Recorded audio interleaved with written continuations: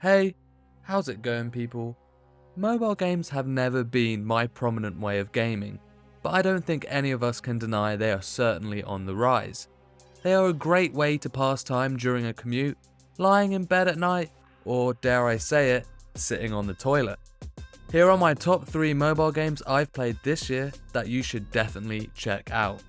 Slay the Spire.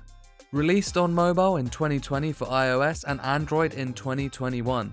This is the oldest game on this list, but is definitely a must play. Developed by Megacrit, this roguelike deck builder is easy to pick up and even easier to get hooked. You will attempt to climb the spire through 3 acts, each concluded with a final boss.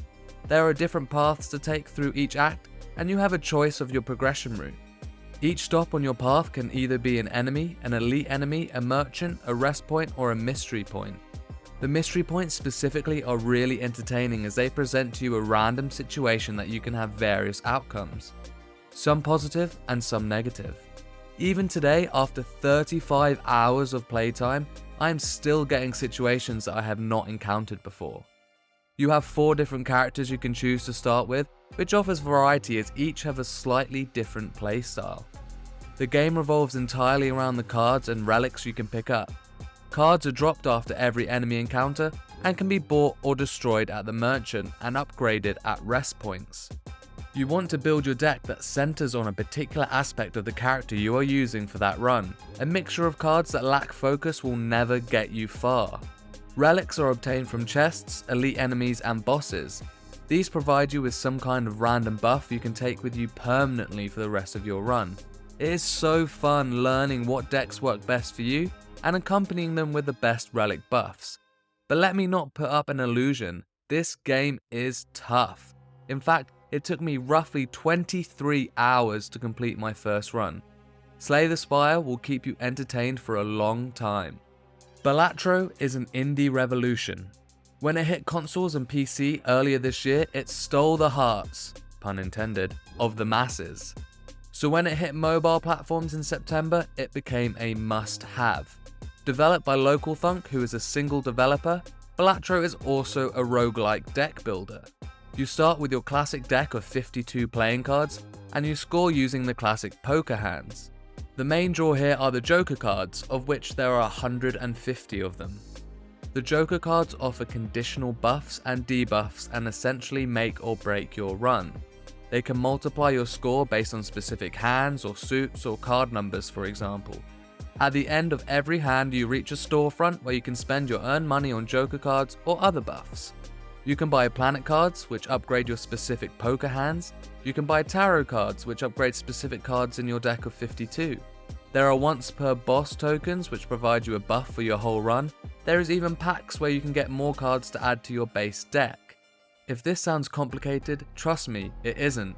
It's very simple and easy to understand, and the gameplay loop is incredibly addictive. Each run will have 8 rounds that this game calls antes. Each ante will consist of a small blind, a big blind, and a boss blind. You can skip the small and big blinds of each ante and take on the boss straight away, but then you will sacrifice any potential money to earn.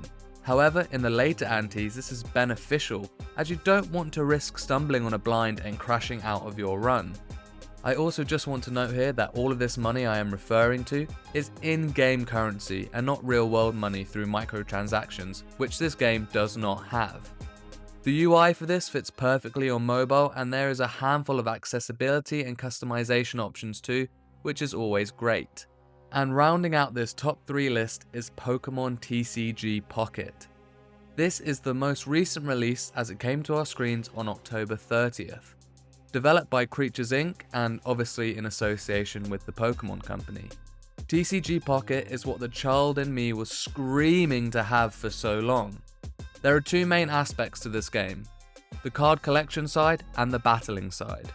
You can play this game for both those reasons just as easily as you can play it just for the battling or just for the card collection. Looking at the card collection side first, this game presents you with 2 free packs a day, one every 12 hours, which gives you 5 cards. The actual opening part of it is presented beautifully, as it lets you swipe along the top of the pack to simulate you tearing it open.